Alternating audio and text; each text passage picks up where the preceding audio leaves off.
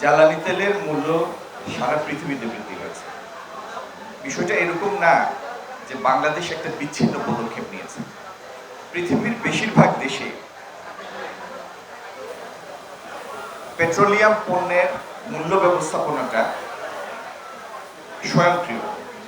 যদি আমদানির ক্ষেত্রে মূল্য বাড়ে তাহলে এটা স্বয়ংক্রিয়ভাবে খুচরা পর্যায়ে মূল্য বৃদ্ধি পায় পৃথিবীর বিভিন্ন দেশে, ভারত সহ। সুতরাং আপনি আশপাশের যতগুলি দেশকে রেফারেন্স হিসাবে নেবেন, প্রত্যেকটা দেশ জ্বালানির এই অস্বাভাবিক মূল্য বৃদ্ধির অভিঘাত সহ্য করতে না পেরে পাইকারি এবং খুচরা পর্যায়ে মানে ভোক্তা পর্যায়ে মূল্য বাড়াতে বৃদ্ধিতে বাধ্য হয়েছে।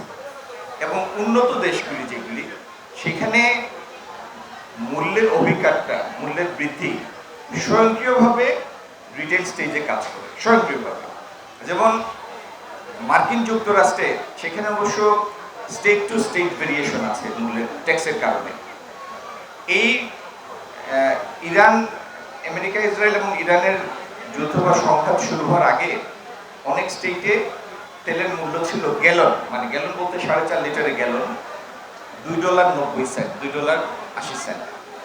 সেই $2.80-90 এখন $5 পৌঁছেছে বিভিন্ন স্টেট। তো সেই তুলনায় বাংলাদেশের যে ডিজেলের মূল্য ছিল 100 টাকা পার লিটার, সেটা বৃদ্ধি করে 115 টাকা করা হয়েছে। এবং এই মডেস্ট ইনক্রিজের কারণই হচ্ছে যেন এইটার কারণে মূল্যস্ফীতির সৃষ্টি না হয়।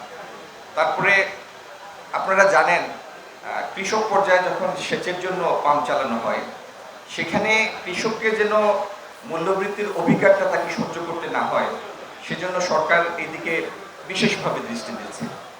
এইভাবে মূল্যস্ফীতির সম্ভাব্য প্রভাব যেন বিভিন্ন সেক্টরে না পড়ে, সেজন্য সরকার সচেতন আছে এবং সেক্টর ওয়াইজ সেটার জন্য ব্যবস্থা নেবে। আমার সীমাবদ্ধতাটা হলো, আমি যে মন্ত্রণালয়ের প্রতিনিধিত্ব করি সরকারের হয়ে, আমি সেই বিষয়ে কথা বলতে পারবো। আমি তো পুরো মানে প্রত্যেকটা মন্ত্রণালয়ের বিষয়ে কথা বলার এখতিয়ারও আমার নাই, এবং সেটি সুন্দরও হবে না, সমান হবে। তারপরেও আপনারা যেহেতু প্রশ্ন করেছেন, আমার পক্ষে যতটুকু উত্তর দেওয়া সম্ভব আমি সেটা দেওয়ার চেষ্টা করেছি। ধন্যবাদ।